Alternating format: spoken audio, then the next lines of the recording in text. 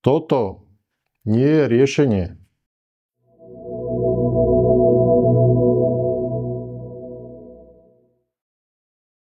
Etika a zodpovednosť. Ako zabezpečujete, aby bola likvidácia firiem vykonaná transparentne a eticky? Pracujem v súlade s legislatívou a dôraz kladiem na jasnú komunikáciu so všetkými stranami. Mojím cieľom je, aby každý krok bol zákonný, dokumentovaný a zrozumiteľný. Ako vnímate svoju úlohu voči klientom, ktorí čelia často náročným a emocionálne vypätým situáciám? Som tu na to, aby som im pomohol situáciu zvládnuť a znížil ich stres. Snažím sa byť nielen profesionálom, ale aj skutočnou oporou.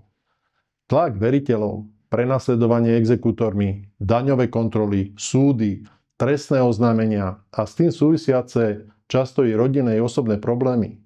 To všetko môže viesť až k psychickým problémom, ktoré môžu vyústiť v extrémnom prípade až k siahnutiu si na život podnikateľa. S týmito problémami sa stretávam počas celej mojej praxe. Mojou úlohou je tieto problémy a ich príčiny vyriešiť. Keď sa to podarí, náplňa ma to. Čo považujete za najdôležitejšie pri budovaní dôvery medzi vami a vašimi klientmi? Dôvera sa buduje otvorenou komunikáciou, čestnosťou jednania a kvalitným výsledkom práce. Klient musí vedieť, že je v dobrých rukách. Väčšina mojich klientov prichádza na osobné odporúčania tých podnikateľov, ktorí už majú so mnou osobnú skúsenosť.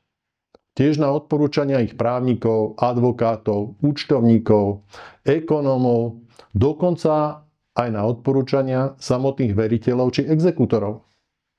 Úsmerným paradoxom je, že aj na odporúčania daňových kontrolórov a vyšetrovateľov ekonomickej kriminality.